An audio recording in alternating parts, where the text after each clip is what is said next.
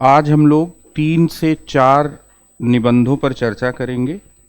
उसमें एक निबंध की तो पूरी विस्तृत चर्चा करेंगे और 3 ऐसे निबंध हैं जिनके थीम पर और जिनके सिनॉप्सिस बनाने पर चर्चा करेंगे।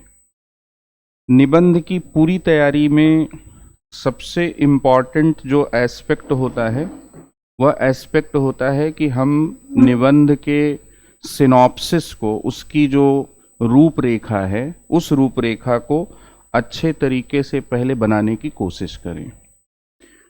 उत्तर लिखने की तुलना में निबंध की आंसर राइटिंग इस मामले में डिफरेंट होती है कि उत्तर लिखने में आप जो प्रश्न में पूछा जाता है सिर्फ उतना लिखते हैं या उतना ही लिखना चाहिए। नहीं आने पर हम जो कुछ भी आता है सब लिख देते हैं, ठीक है, वो अलग बात है।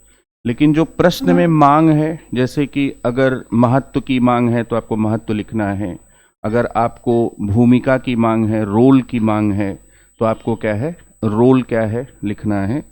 ये चीज़ें क्या है होती हैं। फिर इसके साथ ही जब आप निबंध लिखते हैं तो निबंध में आप पूरे विषय पर बात करते हैं और आप चाहे चाहें या नहीं चाहें, आपका जो पूरा व्यक्तित्व है वो निबंध से पकड़ा जा सकता है। जिस तरह के डायरेक्शन का आप चयन करते हैं, जो दिशा आप चयनित करते हैं, जो पॉजिटिव्स और जो नेगेटिव पॉइंट्स आप चयनित करते हैं, वो आपके होते हैं। वो कहीं पर भी निश्चित रूप से कोई रूपरेखा नहीं बताई जाती कि आपको यही लिखना है। तो ऐसी जो सिचुएशन है, ऐसी जो स्थिति है, उसमें ये माना जाता है कि निबंध से आपकी बौद्धिक जो सक्षमता है, उस बौद्धिक सक्षमता को बहुत अच्छे तरीके से मापा जा सकता है। यूपीएससी ने जब सतीश चंद्रा समिति के सिफारिशों के बाद निबंध को जब लगाया तो यूपीएससी ने ये स्पष्ट रूप से ये कहा, ये माना कि जो निबंध है वह कैंडिडेट की जो बौद्धिक सक्षमता है, उस बौद्धिक सक्षमता को क्या है, मापने के लिए है। तो इन सब बातों की हम लोग बीच बीच में चर्चा करते रहेंगे, लेकिन यहाँ पर मैं 2024 यूपीपीसीएस में एक बहुत ही अलग तरह का निबंध पूछा गया। महिलाओं पर निबंध यूपीएससी भी पूछती है और कई बार लड़के और लड़कियों की जिम्मेदारियां अलग अलग होती हैं। इस पर यूपीएससी ने 2-3 साल पहले निबंध पूछा था, लेकिन यूपीपीसीएस ने यहाँ पर जो निबंध का विषय लिया वो बहुत क्लासिक लिया। और वह क्या है, क्लासिकी भारत में जो न्यू विमेन है की अवधारणा एक मिथक है।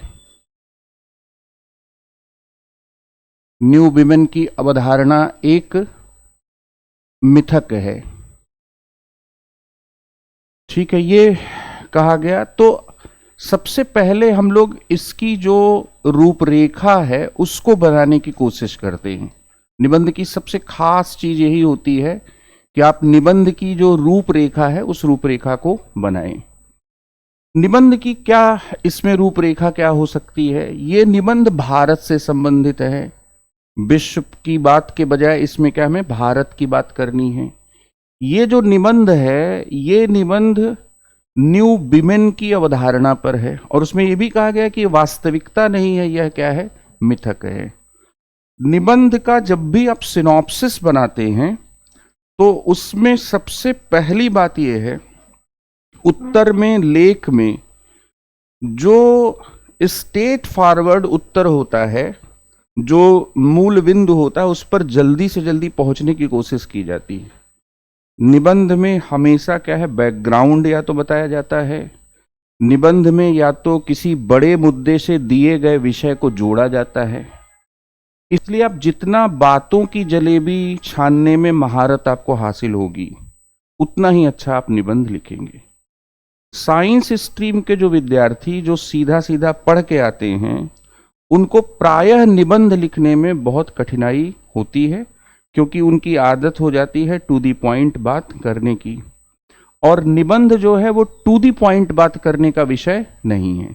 निबंध जो है वह क्या है, टू दी पॉइंट इसमें बात करना बेमायने है।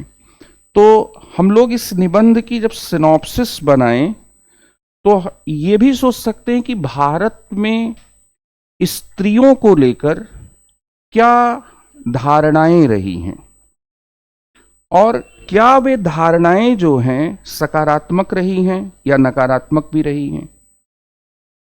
क्या वे स्त्री विमर्श या स्त्री जो धारणा है वह धारणा क्या है, पश्चिमगामी रही है या प्रगतिशील रही है। ये सब हमें थोड़ा, तो जब आप भारत के पूरे सांस्कृतिक जो चेतना के इतिहास को देखेंगे तो स्त्री एक ऐसा विषय है जिसमें भारत में अत्यंत विरोधाभासी अवधारणा रही है। तो हम लोग क्या है, जो विमेन को लेकर, जो स्त्री को लेकर भारत में एक सामान्य बोध रहा है, उस सामान्य बोध को क्या है हम लोग यहां पर डिस्कस क्या है कर सकते हैं। तो यहां पर जो सामान्य बोध है, उस सामान्य बोध की एक यहां पर कि भारत की जो सांस्कृतिक चेतना है, जो सांस्कृतिक चेतना है उसमें स्त्री को लेकर, जो स्त्री है, स्त्री को लेकर विरोधाभासी दृष्टिकोण रहे हैं। और ये आपको कुछ मैं आर्ट्स, मतलब निबंध लिखने का, उत्तर लिखने का कुछ आर्ट भी आपको बताऊंगा। वो आर्ट यहां भी यूज होगा और वो आर्ट जीएस के प्रश्न की। विरोधाभासी जो दृष्टिकोण है, यह दृष्टिकोण क्या है रहा है, ठीक है।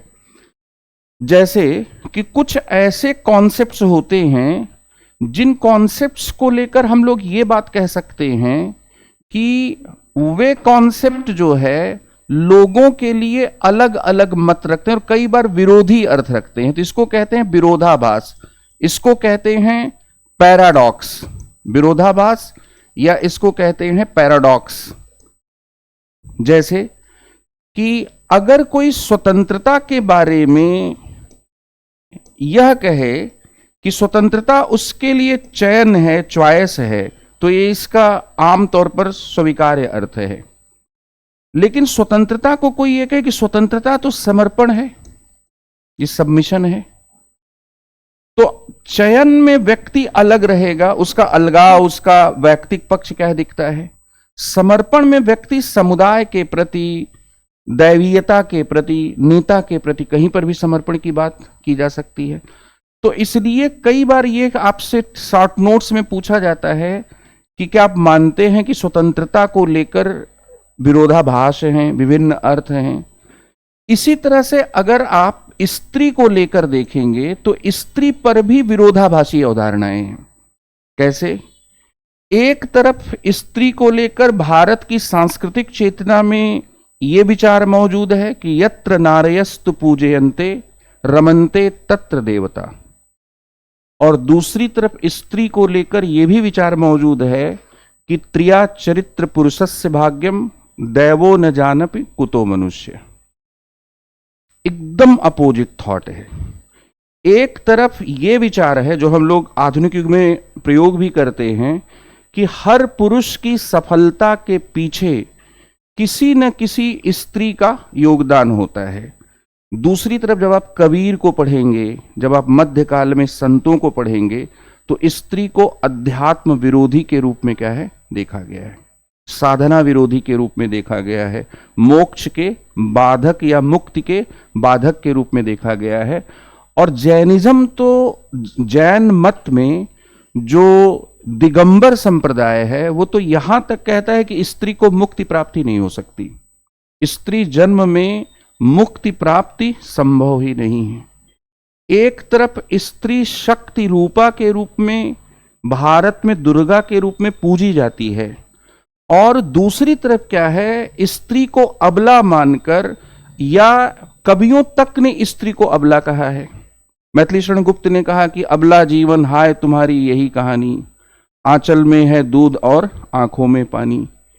अब आप देखें टोटल अपोजिट है। एक तरफ राम की शक्ति पूजा में राम दुर्गा की पूजा करते हैं, हिंदुओं का शाक्त संप्रदाय शक्ति स्वरूपा दुर्गा माता की आराधना करता है, और दूसरी तरफ जो एक दूसरा विचार है जिसमें स्त्री को क्या है, अबला माना गया है। तो इसी तरह से कि स्त्री को लेकर एक परंपरागत धारणा है, और स्त्री को लेकर एक क्या है, स्त्री को लेकर क्या है, एक न्यू विमेन की धारणा है। हमें पहले अपने इंट्रोडक्शन में अगर हम इस बात को कहते हैं तो इससे क्या है, हमारा जो निबंध होगा उस निबंध में हम बहुत से डायमेंशन को आगे क्या खोल सकेंगे। ठीक है, ये मैं डायमेंशंस आगे बताऊंगा। ये हम लोगों की क्या होगी, प्रस्तावना होगी। और प्रस्तावना में यहां पर क्या है कि अगर हमने कहा कि विरोधाभासी दृष्टिकोण है, तो यहां पर क्या है कि विरोधाभासी दृष्टिकोण में स्त्री को सबला के रूप में, शक्ति स्वरूपा के रूप में देखने के साथ साथ स्त्री को क्या है, अबला के रूप में भी देखा गया है। सबला वर्सेस अबला। अब एक मानेंगे तो दूसरा क्या है, एक अगर स्वीकार करेंगे आप तो दूसरा क्या है, संभव नहीं होगा। तो यहां पर यह विरोधाभास है, ये जो विरोधाभास है। इसी तरह से जो ट्रेडिशनल विमेन की अवधारणा है, इसको अगर हम लोग कहें कि जो परंपरागत नारीत्व है, ये परंपरागत नारीत्व या जो ट्रेडिशनल जो विमेन है, इस ट्रेडिशनल विमेन में क्या है, इसमें महिला परिवार और तमाम जो सामाजिक संस्थाएं हैं उसके भीतर है। लेकिन जो न्यू विमेन की अवधारणा है, ये जो अवधारणा है, इसमें परिवार और विवाह के पार, परिवार और विवाह के जो पार है वह क्या है, महिला के स्वतंत्र होने की अवधारणा की तरफ जाता है। तो हम पहले विरोधाभास बताएंगे और उसमें हमें सबसे पहले क्या है, न्यू विमेन का जो कॉन्सेप्ट है, उस न्यू विमेन के कॉन्सेप्ट को क्या है हमें बताना पड़ेगा।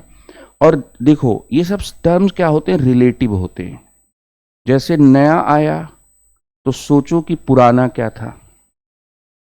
अगर मैं ये कह रहा हूं कि ये नई चीज है, इसका मतलब कि कोई ना कोई रिलेटिव कॉन्सेप्शन मेरे माइंड में है कि कुछ न कुछ ऐसा क्या है जो पुराना है। तो यहां पर हम ये तो नहीं कह सकते क्योंकि स्त्री की धारणा पुरानी है, क्योंकि हम प्राचीन और मध्य युग की स्त्री की धारणा पर तो आज विमर्श नहीं कर सकते। इसका मतलब क्या है कि हम एक परंपरागत इस जो धारणा रही है, उस परंपरागत धारणा पर तो क्या है, कहीं ना कहीं उससे अलग एक नई धारणा स्वीकार कर रहे हैं। तो यहां पर क्या है कि हम यहां परंपरागत नारीत्व क्या रहा है। अब अगर आपको पता नहीं है तो यह पता होना चाहिए, 1894 में ब्रिटेन की एक बहुत जानी मानी नारीवादी थी जर्मन ग्रीयर। उन्होंने सबसे पहले न्यू विमेन वर्ड का यूज किया था। ठीक है, उसका अब कौन यूज करता है क्या है वो सब तो लोग भूल जाते हैं, लेकिन न्यू विमेन का जो कॉन्सेप्शन है वो शब्द ये बताता है कि जो ट्रेडिशनल जो विमेनहुड है उससे क्या है, ये अवधारणा क्या है, अलग है। तो हम सबसे पहले क्या है, इसी को क्या है कि जो प्रस्तावना में जो न्यू विमेन का जो कॉन्सेप्ट है उस कॉन्सेप्ट को क्या है बताएंगे। इस निबंध का फिर दूसरा क्या है, प्रसार करेंगे, प्रसार करेंगे। और जब आप प्रसार लिखना शुरू करेंगे तो उसमें क्या लिखना होगा, अब निबंध में ये हमारे ऊपर है। जैसे कई बार जो नया बनता है वो पुराने को तोड़कर पुराने की जगह पर बनता है, और कई बार पुराने के साथ नया बनता है। जितने भी सोशल इंस्टीट्यूशन हैं, जितने भी व्यक्ति हैं जहां पर जीवित सत्ताओं की बात है, वहां ऐसा कभी नहीं होता है कि पुराना खत्म हो जाए, पुराने की जगह पर क्या है नया बने। वहां पर हमेशा क्या है, पुराना भी चलेगा और नया भी होगा। जैसे जब आप भारतीय संस्कृति की विशेषताओं पर बात करते हैं तो आप वहां पर एक शब्द अक्सर यूज किया जाता है, और वो क्या कहा जाता है कि आधुनिकता और परंपरा दोनों साथ चलते हैं। परंपरा है, सिंधु घाटी सभ्यता से हम लोग ताबीज पहन रहे हैं। आधुनिक हो जाने के बाद भी आज भी पहन लेते हैं कि घर से कोई जा रहा है तो कई बार मां किसी की ताबीज पहना देती कि लो ये तुम्हारी सुरक्षा करेगा। तो अब ताबीज तो परंपरा है, लेकिन अब वो ताबीज परंपरा के साथ साथ हमने उसे आधुनिकता में भी क्या है जोड़ लिया है। तो जो भारत में जो न्यू विमेन की अवधारणा है वो ट्रेडिशनल जो विमेनहुड रहा है उसको रिप्लेस करके बना है या उसके साथ बना है। तो हम लोग यहां पर प्रसार में दोनों पॉइंट लेंगे। पहले ये बिल्कुल क्या है स्पष्ट करेंगे कि भारत में न्यू विमेन की अवधारणा परंपरागत जो नारीत्व है उस परंपरागत नारीत्व के जगह पर नहीं है। मतलब यहां पर हम ये कहेंगे कि एक हमने यहां पर शब्द गढ़ लिया और वह शब्द क्या है, परंपरागत क्या है, नारीत्व। परंपरागत नारीत्व के जगह पर, उसके स्थान पर हमने न्यू विमेन की जो अवधारणा है वह अवधारणा क्या है कि जगह पर न्यू विमेन की अवधारणा भारत में नहीं आई है। और इसीलिए कुछ लोगों को यह लगता है कि मिथक है, यह अवधारणा नहीं आई है। क्यों नहीं आई है इस बात को आप समझिए। अब कुछ और पॉइंट्स को देखते हैं, जैसे कि क्या महिलाओं ने परिवार को, क्या महिलाओं ने विवाह को, क्या महिलाओं ने मातृत्व को खारिज करके परिवार, विवाह और मातृत्व के उस पार जाकर कामकाजी महिला, उद्यमी महिला, स्वतंत्र महिला, क्या इन भूमिकाओं को, इन अवधारणाओं को भारत में लोगों ने स्वीकार कर लिया? नहीं। पहली बात तो यह है कि परिवार, विवाह और मातृत्व इन तीनों को नकारने वाली महिलाएं भारत में आज जो टॉप में हैं, चाहे वो बायोकॉन इंडस्ट्रीज की महिला उद्यमी क्या है, क्या नाम है उनका, चारू मजूमदार नहीं, बायोकॉन इस इंडस्ट्री की जो उद्यमी, जो मुख्य हैं, या जितनी भी टॉप में महिलाएं हैं, आप देखेंगे कि उनका परिवार है, उनके बच्चे हैं। तो उन्होंने क्या है, परंपरागत जो नारीत्व की अवधारणा है उस नारीत्व की अवधारणा को क्या है, नकारा नहीं है। नंबर एक बात तो, पहली बात तो यह है। दूसरी बात यह है कि भारत में लिव इन रिलेशनशिप को स्वीकार करने के बावजूद ऐसे बहुत कम संख्या में लोग हैं जो मैरिज इंस्टीट्यूशन को नकार दें। ठीक है, इसका मतलब क्या है कि जो यूरोप की हालत है वो भारत की उस प्रकार की अभी भी स्थिति नहीं है। जो मैरिज इंस्टीट्यूशन है वो अभी भी क्या है, शादी.com के और तमाम जो ये सब मैरिज के क्षेत्र से जुड़ी हुई जो इंटरनेट मीडिएटरीज हैं उनसे ये पता लगता है कि वो अभी भी क्या है, अपनी पूरी जगह क्या बनाए हुए हैं। तो ये दूसरी वजह है यहां पर, इनको मैं आगे आपको डिटेल में बताऊंगा। फिर इसके साथ ही एक तीसरी बात भी कही जाती है और वो तीसरी बात बहुत महत्वपूर्ण है कि समलैंगिक विवाह की मांग होने के बावजूद भी भारत में विषम लैंगिक विवाह परंपरागत तौर पर क्या है, स्वीकार। देखो, समलैंगिक विवाह आधुनिकता है, नया कॉन्सेप्ट है। 300-400 साल पहले आप जाएंगे वो मिलेगा नहीं, कहीं मांग भी नहीं उठती थी। अब इसका मतलब क्या है कि परंपरागत नारीत्व के जगह पर भारत में क्या है, न्यू विमेन की अवधारणा को स्वीकार नहीं किया गया। मैंने क्या क्या पॉइंट लिया, मैंने यहां पर पॉइंट लिया कि विवाह, परिवार और मातृत्व, इनको अभी भी क्या है, कोई भी कामयाब महिला, स्वतंत्र महिला इनको नकारती नहीं है। ठीक है, तो यहां पर विवाह, परिवार और हर क्षेत्र में, अब आप ये कहेंगे कि सर ममता बनर्जी ने नकार दिया, जयललिता ने नकार दिया, मायावती ने नकार दिया, परसेंटेज हमें देखना पड़ेगा। ठीक है, अपने राजनीतिक क्षेत्र में ये महिलाएं बहुत ऊंचे स्थान पर पहुंची, इस बात में कोई शक नहीं है, लेकिन द्रौपदी मुर्मू भी तो हैं। ठीक है, इसका मतलब क्या है कि विवाह, परिवार और मातृत्व, और इसलिए अभी हम क्या है, एक नियम के रूप में नहीं लेंगे, एक्सेप्शन के रूप में क्या है लेंगे, चाहे वो राजनीतिक क्षेत्र हो, चाहे वो वैज्ञानिक क्षेत्र हो, तो विवाह, परिवार और मातृत्व ये परंपरागत नारीत्व के पार्ट रहे हैं, उनको अभी भी क्या है, स्वीकार किया जाता है। दूसरा क्या है, जो लिव इन रिलेशनशिप है, ये लिव इन रिलेशनशिप के बावजूद जो विवाह संस्था है भारत में, वह विवाह संस्था अभी भी अपने आकर्षण को बनाए हुए है। अभी भी विवाह नहीं करने की घोषणा करने वाले डिफेंसिव रहते हैं भारत में। क्यों?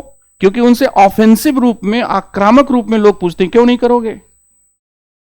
संन्यास लेना है तुम्हें, बताओ क्यों नहीं करना है? तो यहां इसका रीजन क्या है, बताओ, ये कहा जाता है। इसका मतलब क्या है कि ये संस्था, फिर इसके साथ ही विषम लैंगिक विवाह जो है वो परंपरा है।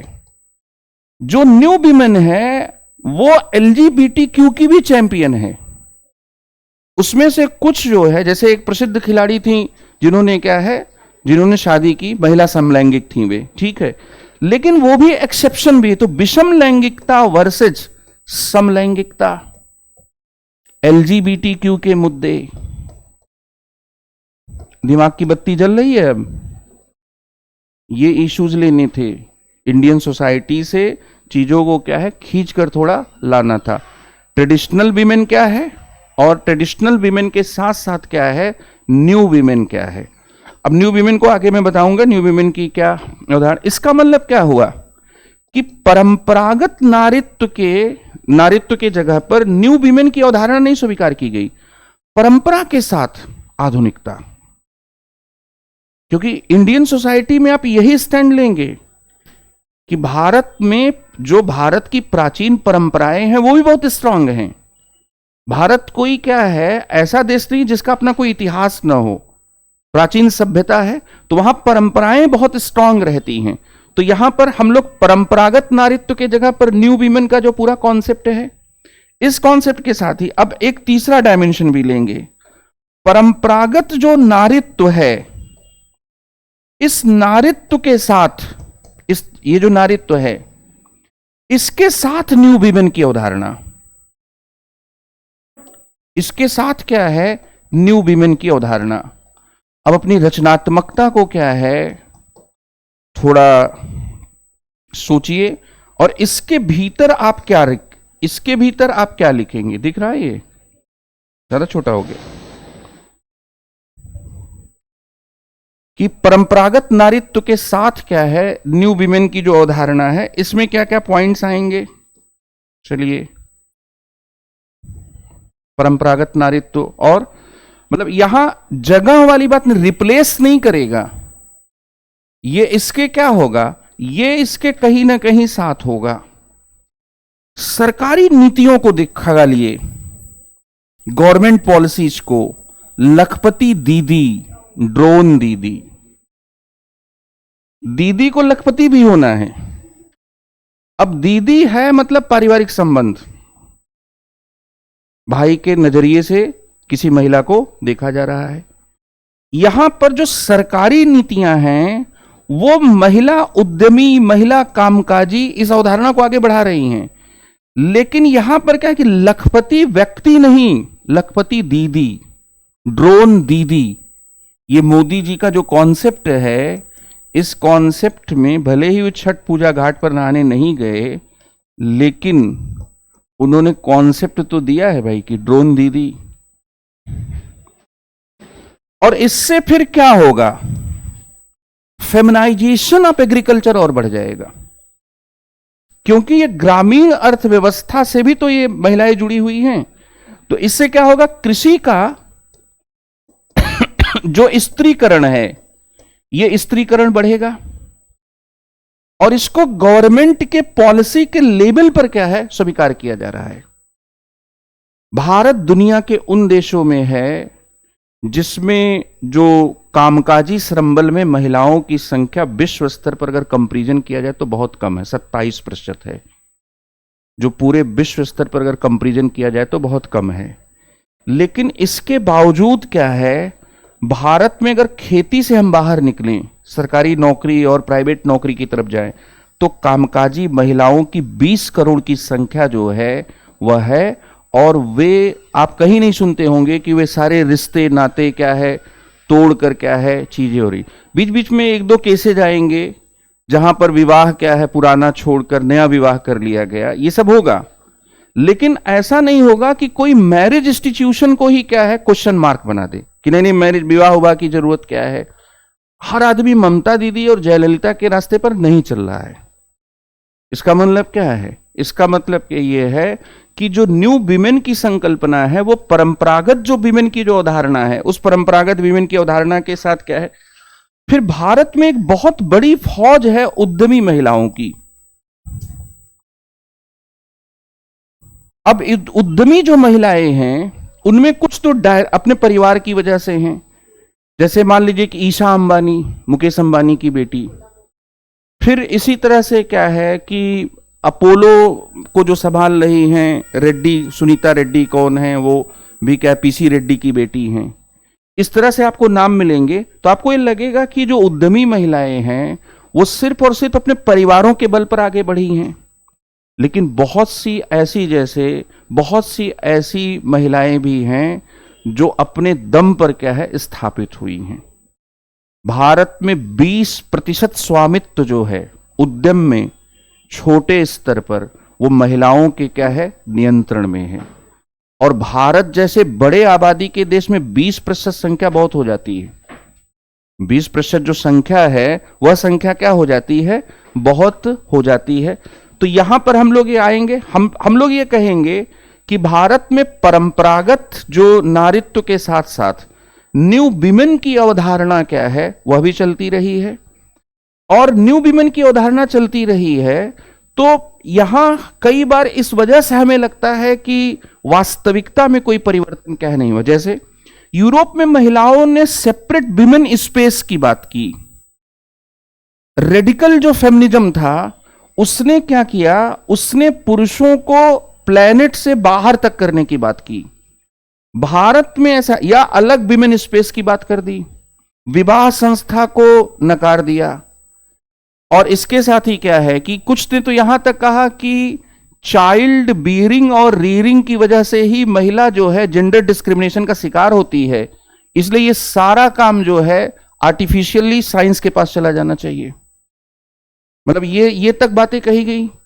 भारत में इस प्रकार की जो चीज है, चाहे वो समलैंगिक विवाह को लेकर हो, सुप्रीम कोर्ट का जो हमारा नजरिया था कि हम इसको मान्यता नहीं दे सकते, इसके लिए संसद अलग से कानून क्या है बनाए। तो इसका मतलब क्या है कि जो परिवार विवाह मातृत्व की जो संस्थाएं हैं जिनके भीतर एक स्त्री की अवधारणा को क्या है जो परंपरागत रूप में गढ़ा गया था वो अभी भी क्या है कायम है।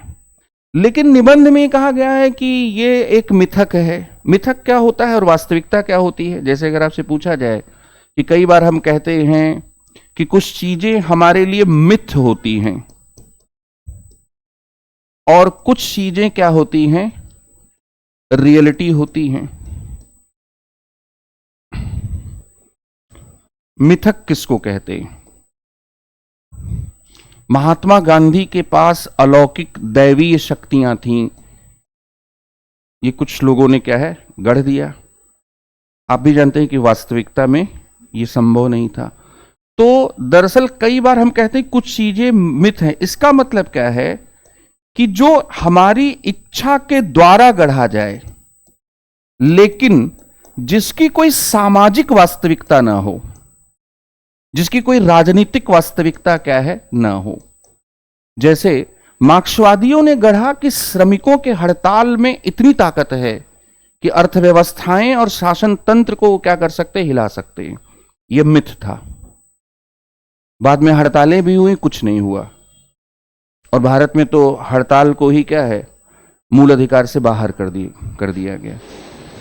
तो मिथ मतलब है कि हमारे भीतर किसी चीज को मानने की इच्छा है, जरूरी नहीं है कि वो वास्तविकता हो। न्यू विमेन का कॉन्सेप्ट आया तो निश्चित रूप से क्या है कि उस कॉन्सेप्ट से कि परिवार और विवाह और मातृत्व के पार एक स्वतंत्र व्यक्तित्व वाली महिला की जो अवधारणा है वह न्यू विमेन की अवधारणा है। लेकिन भारत में परिवार, विवाह और मातृत्व के परे जाकर उसको नकारते हुए जो न्यू विमेन की संकल्पना है वह महिलाओं ने स्वीकार नहीं किया, ज्यादातर महिलाओं ने स्वीकार नहीं किया। इसलिए क्या है, हमें ये मतलब हम ये कह सकते हैं कि यह एक क्या है, मिथक है। लेकिन सच्चाई यह है भारत के समाज में कि जो यहां परंपरागत चीजें हैं और जो यहां आधुनिकता है वो दोनों क्या है, साथ साथ चलते हैं।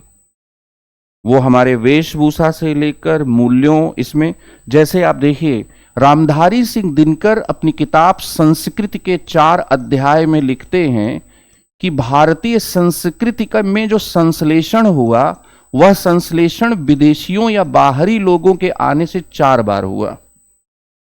सबसे पहले वे लिखते हैं कि भारतीय संस्कृति में आर्य और द्रविड़ की टकराव, तो आर्यों का जो आगमन हुआ वो आगमन क्या है उसको वो बताते हैं। और यहां पर वे लिखते हैं कि वैदिक और सिंधु घाटी जो सभ्यता थी इसका मेल होता है। यहां पर संस्कृति का जो पहला अध्याय है वो ये कहते हैं कि महावीर और महात्मा बुद्ध ने जब वैदिक मूल्यों को चुनौती दी तो ये भारतीय संस्कृति का पहला अध्याय था। भारत की संस्कृति का मतलब ये भारत की संस्कृति का वैदिक के बाद दरअसल ये दूसरा अध्याय था। तीसरा, जब दिल्ली सल्तनत और मुगलों के द्वारा भारत में एक नए किस्म के तौर तरीके, व्यवहार, जीवन शैली को निर्धारित करने की कोशिश हुई तो इसको वे कहते मध्यकाल में ये भारत की संस्कृति का एक अध्याय और शुरू हुआ। ठीक है, और इसीलिए आप क्या है कि गंगा जमुनी तहजीब की बात क्या है किताबों में पढ़ते हैं। आपको सूफी संत और भक्ति आंदोलन में हिंदू मुसलमानों का समन्वय क्या है दिखाई देता है। भारत में सांस्कृतिक तौर पर चौथा जो चैप्टर शुरू होता है वो अंग्रेजों के आने के बाद शुरू होता है। और अंग्रेजों के जो वैल्यू सिस्टम थे या यूरोपियंस जो वैल्यू सिस्टम थे उनका भारत के वैल्यू सिस्टम से कई मुद्दों पर टकराव भी हुआ, लेकिन उसके बाद समन्वय भी हुआ। जैसे दयानंद एंग्लो वैदिक, एंग्लो मतलब अंग्रेज, वैदिक वैदिक मूल्य। इसका मतलब क्या है कि जो आंग्ल या यूरोपीय मूल्य थे और जो वैदिक मूल्य थे उनका समन्वय भी हुआ। तो भारत में कोई भी चीज जो आधुनिक युग में आई या उसके पहले आई, भारत में ऐसा नहीं हुआ कि उसकी अपनी पुरानी बात क्या कर दी गई, रिप्लेस कर दी गई। इसलिए भारत में न्यू विमेन की संकल्पना भी ट्रेडिशनल जो विमेनहुड है उसके साथ ही क्या है चल रही है। ऐसा बिल्कुल नहीं होगा कि न्यू विमेन की जो संकल्पना है उसके लिए ट्रेडिशनल विमेनहुड को क्या है नकार दिया जाए। तो एक तो ये बात आप लिखेंगे। अब इसमें क्या बाधाएं क्या हैं, जैसे कि जो न्यू विमेन की जो संकल्पना है इसके सामने मतलब जो एक ऐसी स्त्री की संकल्पना है जो परिवार और विवाह से परे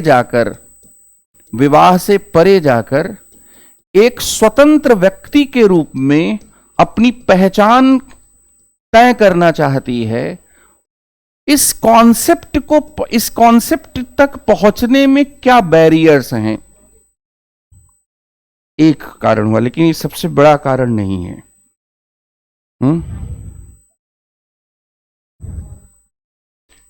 देखो, सबसे बड़ा कारण है जाने अनजाने जो पूर्वाग्रह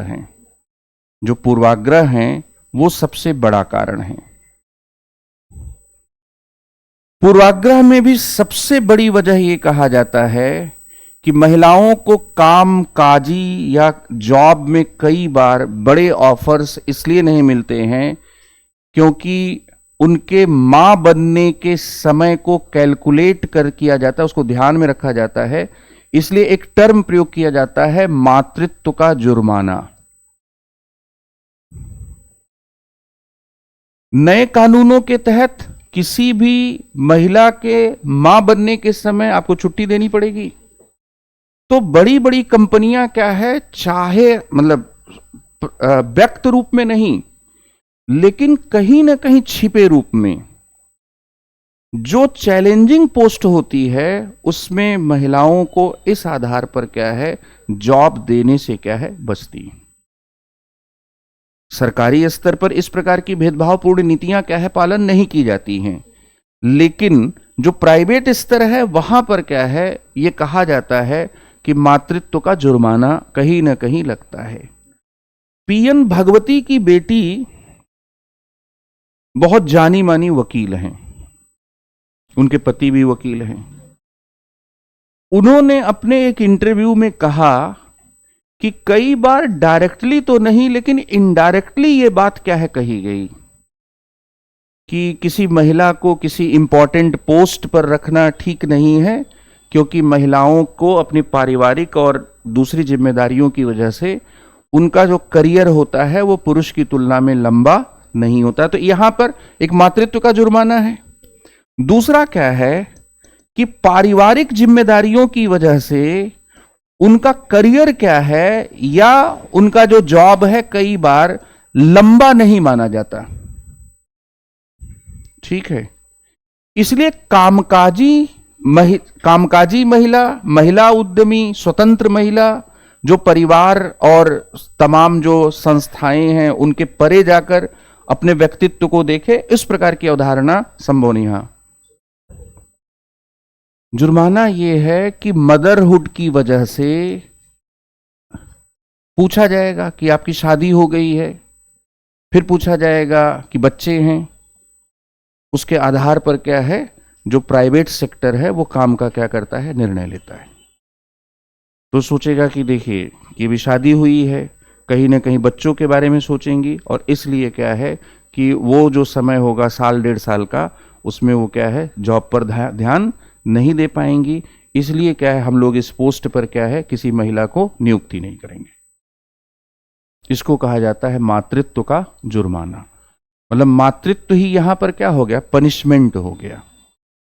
मातृत्व ही क्या हो गया, यह क्या है, पनिशमेंट हो गया। जैसे काजोल अपने करियर के टॉप पर थी, और व्यक्तिगत तौर पे मैं मानता हूं कि बहुत संभावनाशील अभिनेत्री थी। एक्टिंग बाद में, पहले वाली फिल्म में तो डिसास्टर थी, लेकिन बाद में उन्होंने अपने एक्टिंग में क्या बहुत इंप्रूवमेंट किया। लेकिन जब वे अचानक जो हटी तो उस पोजीशन पर फिर उनका पहुंचना संभव नहीं हो सकता था। वो जो पोजीशन थी, जिस पोजीशन पर वो थी, उस पर क्या है, उनका पहुंचना क्या है, संभव हो ही नहीं सकता था। फिर इसी तरह से जैसे आप देखिए कि सोनिया गांधी अगर सिंगल विमेन होती, उनके ऊपर राजीव गांधी की मृत्यु के बाद राहुल और प्रियंका को संभालने की भी, मानसिक तौर पर भी संभालना था क्योंकि पिता की मृत्यु हुई थी, ये जिम्मेदारियां नहीं होती, तो सोनिया गांधी जाहिर सी बात है कि राजनीति को ज्यादा समय दे पाती। हालांकि ये माना जाता है कि एक समय उन्होंने बखूबी संभाला, परिवार को भी संभाला, पार्टी को भी संभाला। इसके साथ ही क्या है, पार्टी के संगठन को संभालने के साथ साथ उन्होंने जो महत्वपूर्ण पद थे उनको भी क्या उन्होंने संभाला। इसका यहां पर सीधे सीधे मतलब क्या है कि हम कहीं ना कहीं एक जाने अनजाने छिपा हुआ एक पूर्वाग्रह होता है। और मैं आपको यहां पर बताना चाहूंगा कि जितने भी चैलेंजिंग पुलिस पोस्ट होती हैं उसमें किसी भी लड़की को, मतलब ये मैं ऐसा चाह नहीं रहा हूं, लेकिन किसी भी लड़की को पुलिस कप्तान नहीं बनाया जाता। अब इसको सिस्टम का प्रिजुडिस भी कह सकते हैं।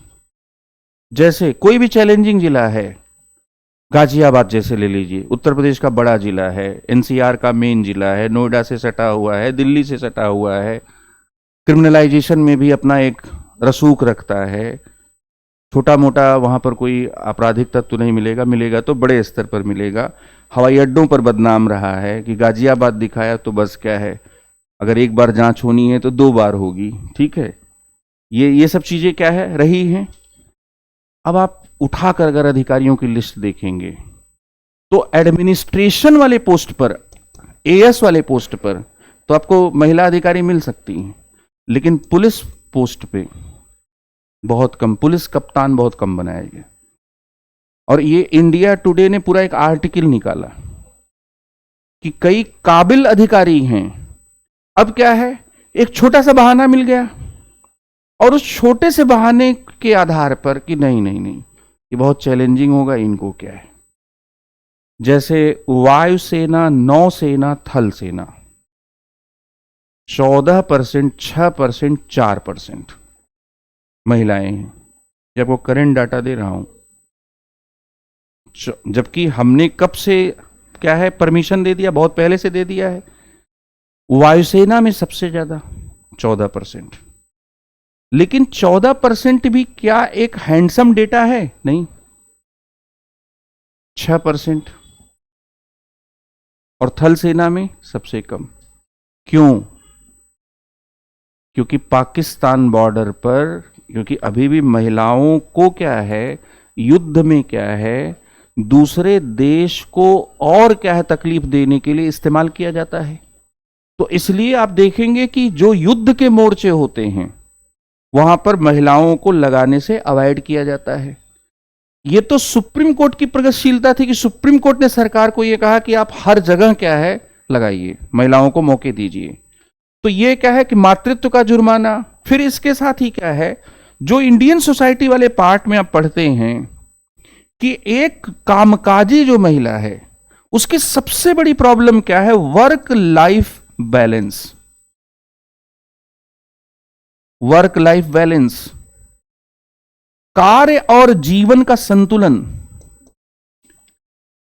आईएएस में 2 साल पहले पेपर 4 में केस स्टडी आई कि रशिका एक ज्वाइंट सेक्रेटरी है और रसिका के बॉस ने कहा है कि कल एक बहुत इंपॉर्टेंट डेलीगेशन या रिप्रेजेंटेशन होना है और आपको ऑफिस में रुककर काम करना पड़ेगा।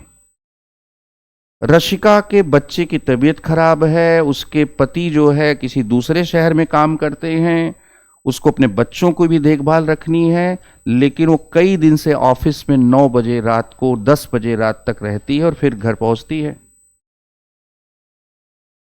अब यहां पर जो क्यों? क्योंकि परिवार और बच्चों के चलाने की जिम्मेदारी अभी भी महिला के ऊपर है। तो यहां पर क्या है, निजी जीवन है, एक मां है, एक मां के रूप में भी उसके कुछ कर्तव्य हैं और एक अधिकारी के रूप में भी प्रोफेशनल लाइफ में उसके कुछ कर्तव्य हैं। दोनों चक्कियों के बीच में वो पिस रही है। अब अगर यहां कोई सासू मां वगैरह है, घर में कोई सपोर्ट है, तब तो जीवन थोड़ा सा आसान हो जाएगा। अदरवाइज भारत की पहली हाई कोर्ट की जज ने कहा कि पति की वजह से मैं आगे बढ़ी, काश की सासू मां ने मुझे और पढ़ने दिया होता तो मैं सुप्रीम कोर्ट की जज बन जाती। ये उन्होंने कह दिया। पता नहीं सासू मां उनकी कब्र में जा चुकी थी, कहाँ थी, लेकिन सुना होगा तो तकलीफ पहुंची होगी कि नहीं पहुंची होगी। आप ये समझिए, फैमिली सपोर्ट फिर बहुत मायने रखता है। आपकी फैमिली कैसी है? ठीक है, ये गोपालपुर के डोमेस्टिक हेल्प के बल पे परिवार नहीं चलता। ठीक है, ये भी बात है। अब जो खुशनसीब होते हैं उनको अच्छी फैमिली मिलती है तो महिला आगे बढ़ती है। थोड़ी जिंदगी में बदनसीबी है, ठीक है। अब जैसे एक सच्ची कहानी आपको बता रहा हूं कि एक मेरे मित्र हैं, उनकी पत्नी केंद्रीय विद्यालय में टीचर है, 2 बेटियां हैं छोटी छोटी। एक दिन सुबह 4 बजे भोर में उनका फोन आया कि आप इनको स्टेशन एक बार छोड़, मैं बाहर हूं, आप छोड़ दीजिए। तो मैंने ये फील किया कि दोनों बेटियों को छोड़कर ये जा रही हैं। राजस्थान में किसी केंद्रीय विद्यालय में उनकी पोस्टिंग थी, जा रही हैं और अब फ्राइडे को आएंगी। उन दोनों बेटियों को किसके हवाले किया? आया के हवाले। ठीक है, अब एक मां का जो मन है वो तो परेशान होगा ना, वो तो रोएगा ना। ये जो वर्क लाइफ बैलेंस है, इसलिए अमेरिका में 90 के दशक में महिलाओं ने कहा कि हमें नहीं नौकरी वोकरी करनी, बहुत हो चुका, हम ये दोहरा जो दबाव है वो दोहरा दबाव क्या है, झेल नहीं सकते। और अब यहां पर क्या है कि भूमंडलीकरण की वजह से कैसे चीजें बदली और कैसे चीजें सत्यानाशी हो गई। जैसे एक सवाल पूछा गया कि भूमंडलीकरण का महिलाओं पर क्या प्रभाव पड़ा, भूमंडलीकरण की नीतियों का महिलाओं पर क्या प्रभाव पड़ा। महिलाओं पर प्रभाव, इसको कैसे कॉन्सेप्चुलाइज करेंगे। देखिए, एक अगर हम लोग पीछे जाएं तो एक प्री इंडस्ट्रियल सोसाइटी थी, पूर्व औद्योगिक समाज। मैं ये कह सकता हूं कि प्राचीन और मध्ययुगीन जो समाज था वो पूर्व औद्योगिक समाज था, उसमें इंडस्ट्रियलाइजेशन नहीं था। दूसरा क्या है, औद्योगिक समाज, इंडस्ट्रियल सोसाइटी। और तीसरा उत्तर औद्योगिक समाज, जो 1960 के बाद का जो समाज है, जो सर्विस इकोनॉमी पर बेसिकली क्या है, बेस है। पूर्व औद्योगिक समाज में परिवार की पढ़ाई लिखाई, मेडिकल एक्सपेंसेस, चिकित्सा खर्च, ये पूर्व औद्योगिक समाज में परिवार में जो शिक्षा खर्च है, परिवार में जो चिकित्सा का खर्च है, मेडिकल जो एक्सपेंसेस हैं, ये सब परिवार के ऊपर डाले गए। इसमें राज्य की कोई भूमिका नहीं थी। परिवार इसलिए अच्छा हो चाहे बुरा हो, आत्मनिर्भर इकाई था। परिवार क्या था, आत्मनिर्भर इकाई था। मैडम क्यूरी की पढ़ाई के लिए किसी स्टेट ने स्कॉलरशिप नहीं दिया था और भागकर पोलैंड अपने घर से गई थी और बहुत मुश्किल से पढ़ाई क्या हुई थी। पहले का जमाना तो यही था कि आपके फिर यहां पर औद्योगिक समाज में क्या आया कि परिवार जो है वो राज्य पर निर्भर हो गया। परिवार किस पर हो गया, राज्य पर निर्भर। अब राज्य ने कहा कि हम तो कल्याणकारी राज्य हैं, हम तुम्हारे लिए क्या क्या सितारे फलक पर उतार देंगे, तुम जो कहोगे। तुम शिक्षा कहोगे, हम शिक्षा देंगे। तुम स्वास्थ्य कहोगे, हम स्वास्थ्य देंगे। अब यहां पर तो अब यहां महिला की जिंदगी थोड़ी बेहतर हो गई, क्योंकि अब राज्य क्या खर्चे वहन कर रहा है। लेकिन जब यह भूमंडलीकरण आया, इसने कहा कि सब कुछ बाजार पर छोड़ो। अब परिवार क्या हो गया, बाजार निर्भर इकाई हो गया। परिवार को हर चीज क्या है, खरीदनी है। और अमेरिका और ब्रिटेन में ये चीजें क्या हुई, परिवार जैसे ही बाजार निर्भर इकाई हो गया तो ज्यादातर महिलाएं जो पैसा खुद नहीं कमा रही हैं, उनका जीवन क्या है यहां पर प्रभावित हो गया। जैसे ही मार्केट इकोनॉमी में आप जाएंगे तो जिसके पास पेइंग कैपेसिटी होगी वही खरीद पाएगा। जो गृहिणी है, जो हाउसवाइफ है, उसके पास डायरेक्ट कोई पेइंग कैपेसिटी नहीं है। इसलिए स्टेट की कोई पॉलिसी फैमिली की जरूरतों को जो पूरा करती हैं, वो महिला की जिंदगी को क्या है, बेहतर बनाती है।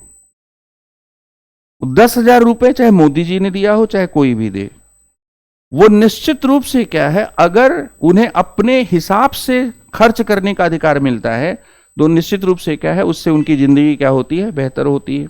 ये ग्लोबलाइजेशन का इंपैक्ट आया भारतीय समाज में। महिलाएं, जो एनबीटी की बुक है उसको बहुत ध्यान से पढ़ेंगे तो उसमें ये बताया गया है कि ग्लोबलाइजेशन ने भी महिलाओं के लिए अच्छा नहीं किया। जैसे कि जहां पर सरकारी हॉस्पिटल में इलाज हो रहा है, एम्स में, वहां पर पैसे कम देने हैं, न के बराबर देने हैं। लेकिन जहां पर बीमा के आधार पर, भले ही सरकारी बीमा है, प्राइवेट हॉस्पिटल में इस इलाज हो रहा है, वहां पर स्थितियां चेंज हो जाएंगी। तो यहां आपको मैंने बताया कि क्या क्या बाधाएं। एक तो क्या है, मातृत्व का जुर्माना। दूसरा, लंबा करियर नहीं होगा, इसके मतलब इस आशंका के आधार पर अच्छी चैलेंजिंग जो जॉब है वो कई बार ऑफर नहीं की जाती है। वर्क लाइफ बैलेंस की, जिसको आप कहते हैं ना दोहरा दबाव, ये क्या है, यही दोहरा दबाव है। एक कामकाजी जीवन का दबाव है और दूसरा क्या है, निजी जीवन का दबाव है। और दोनों में क्या है, संतुलन साधना है। इसके साथ ही बहुत बड़ा कंसर्न है भारत में सिक्योरिटी, सुरक्षा।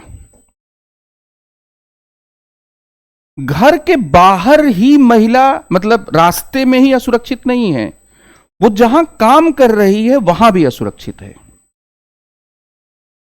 कोलकाता में डॉक्टर के साथ जो कुछ भी हुआ उसने ये दिखाया कि महिला जहां पर वर्किंग में है वहां पर भी क्या है, असुरक्षित है।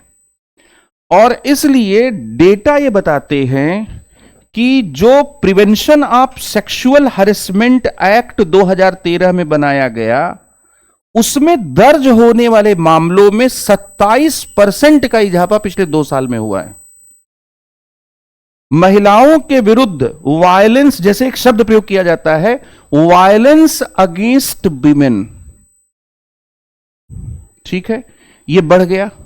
तो हम एक हवाई बात कर सकते हैं, जैसे हम कि बहुत अच्छा हो रहा है, अग्रवाल की मिठाई कैसी थी, बहुत अच्छी थी। अब ये बताना पड़ेगा कि क्या अच्छा था। हमने कह दिया कि महिलाओं के विरुद्ध अपराध क्या है, बढ़ गए। यहां पर हमने डाटा लिया कि जो prevention of sexual harassment act है उसके तहत जो मुकदमे हैं 27% क्या है, बढ़े हैं। अब कर सकते हैं कई सारे, लेकिन हमें यह भी ध्यान में रखना होगा कि हमारा कहीं भी कॉन्सेप्ट पर पकड़ छूटे ना, क्योंकि हम लेख नहीं लिख रहे हैं, हमें कोई रिसर्च में कोई चीज सिद्ध नहीं करनी, ठीक है। और इसके साथ ही अब यहां पर एक और पहलू जो सुरक्षा के भी बियॉन्ड है, और वह पहलू क्या है, सुविधाओं की भी बड़ी समस्या है।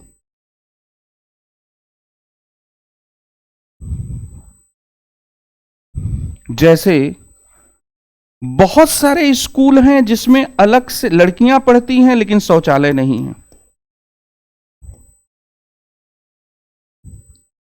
बहुत से रेस्ट रूम नहीं है जो डॉक्टर्स के लिए, या जहां भी रात्रि की पाली में काम होता है। अब मान लीजिए किसी का काम 9 बजे रात को शुरू हुआ और 2 बजे खत्म हो गया, वो 2 बजे के बाद अगर घर नहीं जाना चाहे, उसको सुरक्षित रेस्ट रूम चाहिए। लेकिन कोलकाता वाली घटना ने दिखाया कुछ भी सुरक्षित नहीं है। या तो सुविधाएं हैं ही नहीं, या हैं तो वहां पर क्या है, सुरक्षा की क्या है, मतलब सुरक्षा से जुड़े हुए क्या है, इश्यूज हैं।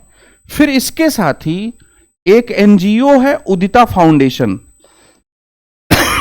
ये एनजीओ ये कहता है कि भारत में जहां पर भी 10 लोग से ज्यादा काम करते हैं वहां पर हरेसमेंट के केसेस को पहले सुनने के लिए इंटरनल कमेटी क्या होनी चाहिए, आईसी होनी चाहिए।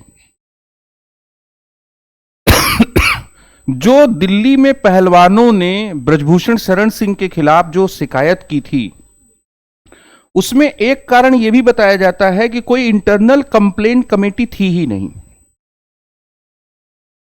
जैसे एक होता है ना कि कोई गड़बड़ हुआ तो पहले हम जिस ऑर्गेनाइजेशन में वहां शिकायत करते हैं, और यह संख्या लगभग क्या 27% है। मतलब जो कानून है उनका अनुपालन भी नहीं हो रहा है। जो कानून है उनका क्या है, अनुपालन नहीं हो रहा है।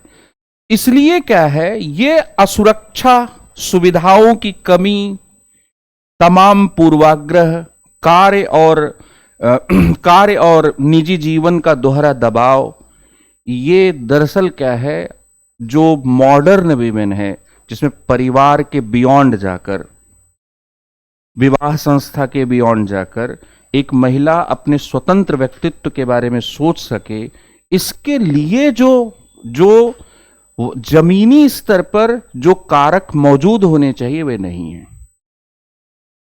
इसलिए इच्छा के बावजूद भी क्या है, वो इच्छा सामाजिक वास्तविकता में बदल नहीं पा रही।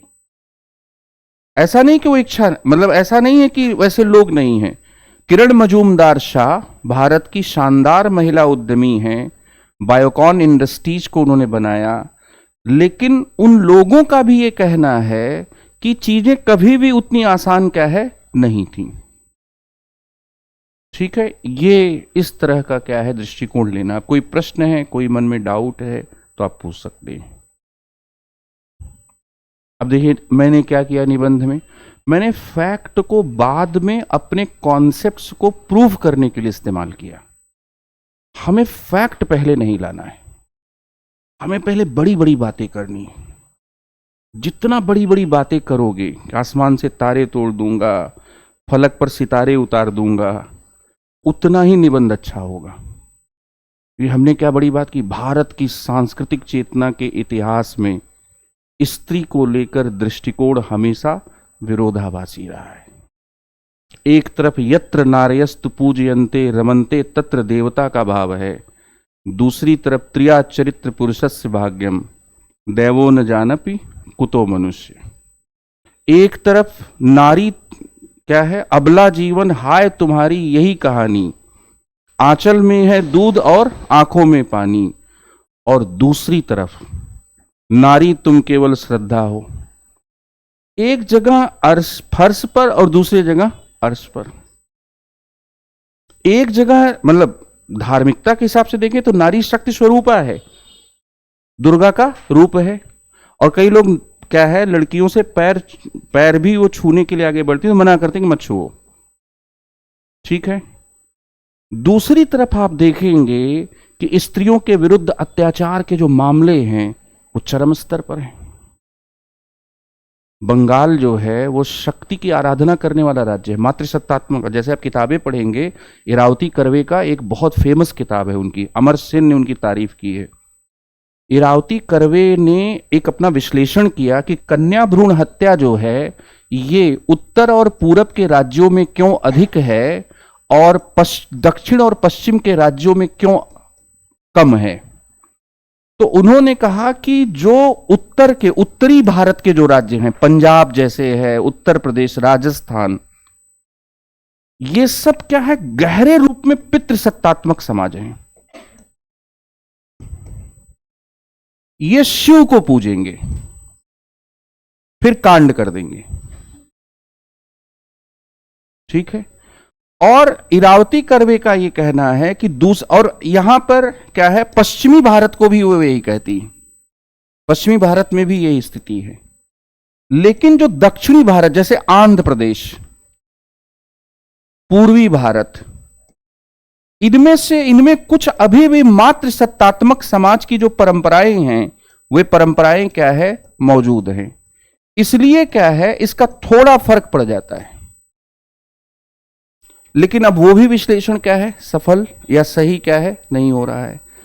तो सबसे पहला कि प्रस्तावना में सबसे क्या, जो प्रस्ताव करना है विषय का, वो बहुत क्या है, विस्तृत करना है, टॉपिक पर सीधे कभी नहीं आना है।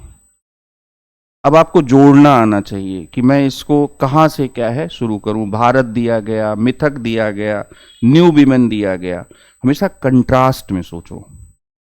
अगर बात बढ़ानी है, तर्क करना है, तो उसका कंट्रास्ट सोचो कि न्यू विमेन दिया गया तो इसका मतलब क्या है कि कुछ न कुछ नया अगर हम कह रहे हैं तो कुछ न कुछ पुराना भी है। तो इस तरह से क्या है, हम लोग बात क्या है कर सकते हैं। तो एक हुआ यहां पर जो निबंध में हम लोग यहां पर जो थीम ले रहे हैं, एक तो मैंने यहां पर लिया न्यू विमेन की अवधारणा जो पूछा गया। अब यहीं पर मैं एक दूसरे विषय को भी इसी के साथ क्या है डिस्कस कर देता हूं, लिंग भेद। महिला वाले थीम को, मतलब अगर आपकी थीम जो है निबंध की स्त्री से या महिला से जुड़ी हुई तो लिंग भेद, और तीसरा सशक्तिकरण पर अगर कोई निबंध आता है तो उसको आप कैसे डील करेंगे। अब यहां पर लिंग भेद में कितने प्रकार के भेद होते हैं स्त्री और पुरुष के बीच में, जल्दी से अपने कॉमन सेंस के आधार पर बताइए। जैविक भेद क्या होता है, तो अंतर है ना, वो डिफरेंस और डिस्क्रिमिनेशन में फर्क होता है। यहां पर हम लोग किसकी बात कर रहे हैं, हम लोग बात कर रहे हैं डिस्क्रिमिनेशन की। अब इंद्रधनुष के 7 रंग होते हैं तो डिफरेंस तो है, लेकिन क्या लाल रंग हरे वाले को कहता है कि तुम हट जाओ मेरे बगल से, या तुम मेरे नीचे रहो। तो इसलिए यहां पर अब यहां जैसे क्या है कि हम कैसे इन थीम्स को अच्छा बना सकते हैं, कैसे हम इस पर ज्यादा अच्छी बातें क्या है कर सकते हैं। किसी बच्चे को जन्म से, गर्भ से सोचो, और ये पाओगे कि भेदभाव गर्भ से ही शुरू हो जाता है। जैसे भारत में किसकी जन्म दर ज्यादा है, किसकी जन्म दर कम है, और किसकी मृत्यु दर ज्यादा है। ये तो ज्योग्राफी में जब आप डेमोग्राफी पढ़ते हैं तो ये है। और इसका क्या कोई सोशल रीजन है? सोशल रीजन भी है। तो बताइए कि किसकी जन्म, पुरुष की जन्म दर ज्यादा है या महिला की? क्यों? अच्छा, ये भी है कि ज्यादा जो सर्वाइवल की जो क्षमता है प्राकृतिक तौर पर, वो महिला के पास है। लेकिन इसके ठीक उलट महिला की मृत्यु दर ज्यादा है, जन्म दर कम है। आप इस पर सोचिए, क्योंकि निबंध लिखने का मतलब है कि आपको एनालिसिस करना आना चाहिए। यहां आप देखिए कि जन्म दर कम है किसकी? पुरुष की तुलना में महिला की। और मृत्यु दर क्या है? ज्यादा है। इसकी वजह प्राकृतिक है कि सामाजिक है? क्या प्रकृति ने महिला को ऐसा बनाया है? नहीं। 1000 पुरुषों पर अगर मनुष्य छेड़छाड़ न करे तो जो नॉर्मल रेशियो है वो क्या होगा? पढ़ा होगा आपने ज्योग्राफी में। अगर हम छेड़छाड़ ना करें 1050 का होगा। मतलब 1000 मेल पर अगर छेड़छाड़ न किया जाए तो 1050 क्या है? फीमेल्स होंगी। हरियाणा में कितना है अभी का? 928, 933 कितना है? मतलब इसी रेंज में है, थोड़ा सा बढ़ा है। भारत में जो है थोड़ा थोड़ा सा बढ़ा है। इसका मतलब ये है, और इसके साथ ही हमें इतना ज्यादा इस आंकड़ों पर शर्म महसूस होने लगा कि पूरी दुनिया में जो जेंडर रेशियो का पैमाना है उसमें भारत इकलौता ऐसा देश है जिसमें महिलाओं की संख्या पर पुरुषों की संख्या क्या है मापी जाती है। बाकी जगह उल्टा है। तो यहां पर अब क्या है, और निबंध में क्या करना है? अगर किसी बड़े व्यक्ति का कोई थॉट है तो नाम देकर लिखना है। जैसे अमर्त्य सेन ने एक किताब लिखी, आर्गुमेंटेटिव इंडियन। अमर्त्य सेन की किताब का नाम है आर्गुमेंटेटिव इंडियन। आर्गुमेंटेटिव जो इंडियन उन्होंने लिखा तो उसमें उन्होंने कहा, उसमें दिखाया कि स्त्री पुरुष के बीच में भेदभाव के 6 प्रकार हैं। अब यहां पर क्या है, सबसे पहले प्रकार को उन्होंने कहा कि एक प्रकार है जीवन धारण की असमानता। जीवन धारण की असमानता। अकबर के जमाने में कन्या शिशु को मार दिया जाता था, और जो वैरियर कम्युनिटीज थी, जैसे राजस्थान के राजपूतों के यहां एक परंपरा थी कि लड़की पैदा होते ही मार दी जाती थी। क्यों? क्योंकि अगर हमला हुआ और पुरुष मारे गए तो उस जलालत से बचने के लिए क्या कन्या को मार दिया जाता था। आप इतिहास पढ़ेंगे तो ये चीज आपको मिलेगी। ठीक है। कन्या शिशु को मारने की प्रथा पर अकबर ने रोक लगाने की कोशिश की। ठीक है। कन्या वध की जो प्रथा थी उस पर रोक लगाने की। अब क्या है, कन्या भ्रूण हत्या शुरू हो गई। अब जन्म लेने के बाद नहीं, भ्रूण हत्या। और कन्या भ्रूण हत्या होगी तो जन्मदर क्या हो जाएगी? लड़की की कम हो जाएगी। इसको क्या कहते हैं? जीवन धारण। अब गर्भ से ही भेदभाव शुरू हो गया। ये भेदभाव कहां से शुरू हो गया? गर्भ से ही शुरू हो गया। क्यों शुरू हो गया? क्योंकि कन्या का जो भ्रूण है उस भ्रूण को ही डॉक्टर के साथ मिलकर मार दिया जाएगा। हिंदुस्तान के गायनकोलॉजिस्ट और रेडियोलॉजिस्ट ये डॉक्टरों में सबसे पापी डॉक्टर हैं। 5000 करोड़ का बिजनेस करते हैं ये अभी भी। 1994 में कानून बना लिया गया तब भी, और संकेतों में बात करते हैं राजस्थान, पंजाब और हरियाणा में, कि अगर रिपोर्ट में लड़की आई तो करेला कहेंगे, ऐसे संकेतों में बात। बीबीसी की पूरी रिपोर्ट पढ़िए, आप गूगल में सर्च करेंगे, जैसे आप डालेंगे आना शुरू हो जाएगा। भारत बहुत खतरनाक देश है। मतलब ऐसे संकेत, मतलब मेडिकल काउंसिल ऑफ इंडिया, अब ऊपर बाहर लिखा भी है कि इस हॉस्पिटल में pre conceive, pre Natal diagnosis technique act 1994 के तहत कोई भी प्रसव पूर्व जांच नहीं होगी। कर रहे हैं। जितना मुश्किल केस उतना ज्यादा पैसा। जैसे ऐसे भी डॉक्टर हैं कि 3 महीने के बाद के गर्भ के लिए दुगना पैसा लेते हैं। ठीक है, अब यही डॉक्टर साहब लोग, ये एक बार कहा गया कि भाई फांसी न देकर इंजेक्शन से मृत्युदंड दिया जाए। एमसीआई ने मना कर दिया कि नहीं साहब, हम डॉक्टर हैं, जल्लाद नहीं है, हम नहीं देंगे इंजेक्शन। जैसे हमारे यहां मृत्युदंड कैसे दिया जाता है, हमारे यहां मृत्युदंड अभी क्या है, फांसी से दिया जाता है। विधि आयोग ने कहा कि भाई फांसी के बजाय इंजेक्शन से देते हैं, मारना है तकलीफ से ना मारे, आराम से मारे।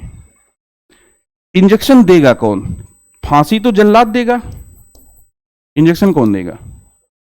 डॉक्टर। डॉक्टर मना कर रहा है कि नहीं नहीं हम बहुत नैतिक हैं।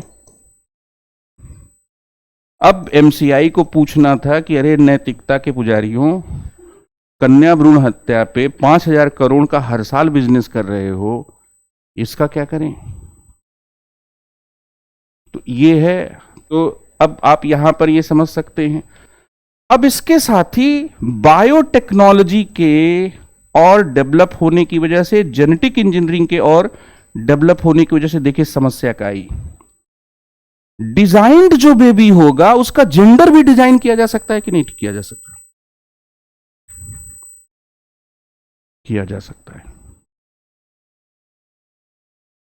और हिंदुस्तान के लोग पितृसत्ता से प्रभावित होकर क्या कहेंगे? हमें क्या चाहिए? लड़का चाहिए। ये खतरा है। ये दिल्ली में हो भी रहा है। ये चीज क्या है दिल्ली में, क्या है, सरोगेसी वाले केस में कई बार क्या, अब तो गवर्नमेंट ने सरोगेसी पर रोक लगा दी कि कमर्शियल सरोगेसी नहीं हो सकती, केवल अल्ट्रिस्टिक सरोगेसी ही संभव है। लेकिन ये माना जाता है कि चूंकि अब क्या है, डिजाइनर जो बेबी का कॉन्सेप्ट है उसमें बेबी का जेंडर भी क्या किया जा सकता है, तय किया जा सकता है। तो इस तरह से क्या है, जीवन धारण की, और ये सब वो बात करते हैं। फिर वे कहते हैं कि जीवन धारण की असमानता के साथ ही जन्मदर की असमानता।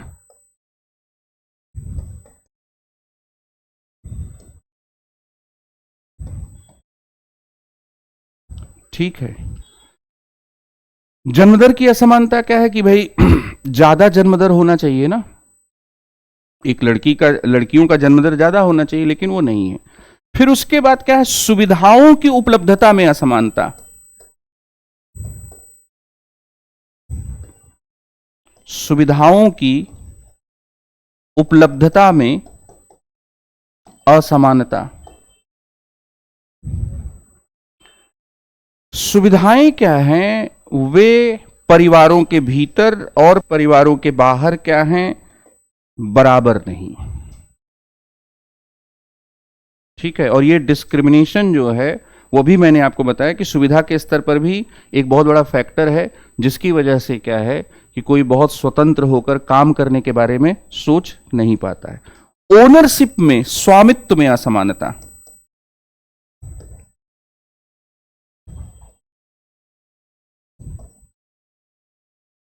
2005 में हिंदू उत्तराधिकार अधिनियम में संशोधन करके लड़कियों को अपने पैतृक माता पिता की संपत्ति में अधिकार दे दिया गया, लेकिन जमीनी स्थिति उसमें बहुत कोई महत्वपूर्ण चेंज नहीं हुआ। तो स्वामित्व में असमानता है। पारिवारिक दायित्व में असमानता। पारिवारिक जो दायित्व है उसमें क्या है, असमानता।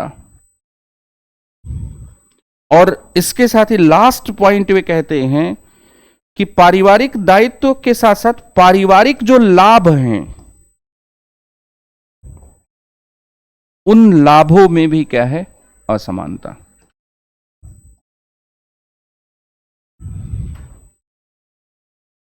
ये जेंडर डिस्क्रिमिनेशन के 6 रूप हैं।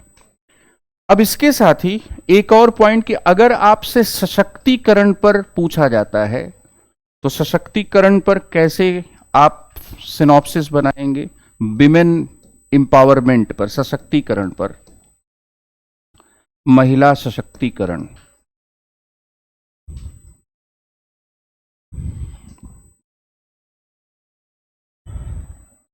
देखिए, सबसे पहली बात यह है कि सशक्तिकरण की एक अवधारणा यह है जो इसे बाहरी परिस्थिति में परिवर्तन के रूप में देखती है।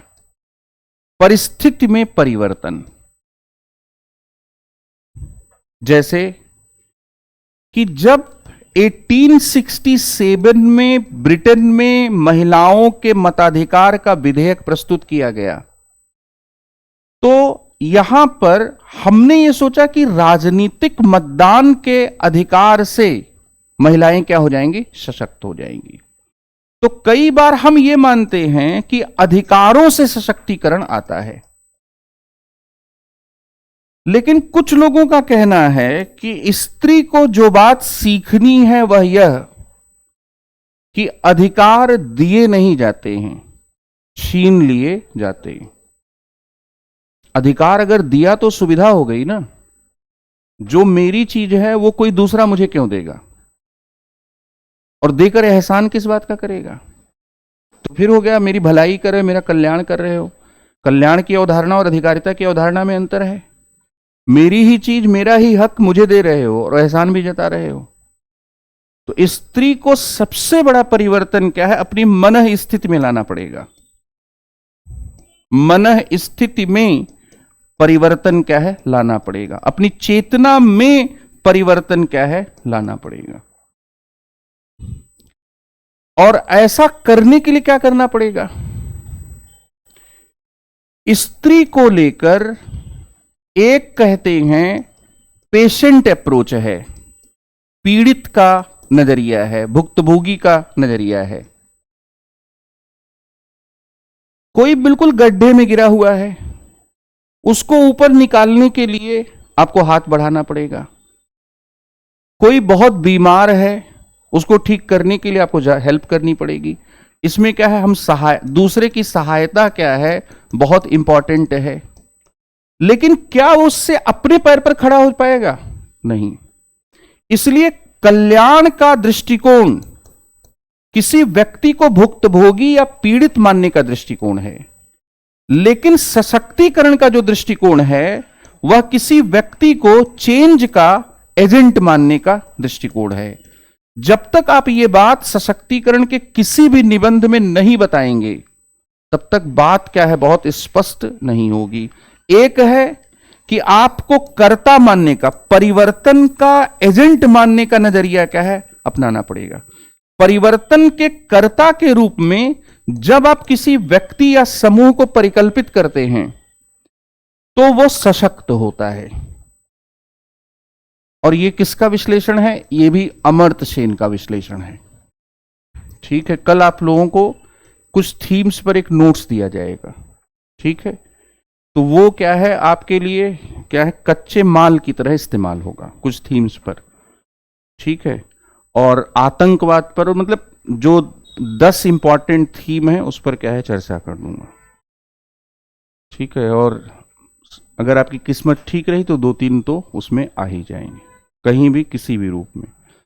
तो ये है, इसका मतलब क्या है कि हमें इन निबंधों पर एक तैयारी धीरे धीरे क्या है करनी है, और बीच मतलब बाद में लास्ट में क्या है, जो अमूर्त निबंध आते हैं उन पर चर्चा कर देंगे। ठीक है, तो इस तरीके से क्या आगे बढ़ेंगे। कोई प्रश्न है, कोई डाउट है तो पूछ सकते हैं। कोई प्रश्न है? नहीं, होना नहीं चाहिए वैसे। ठीक है, तो इसको इसी तरीके से करना है।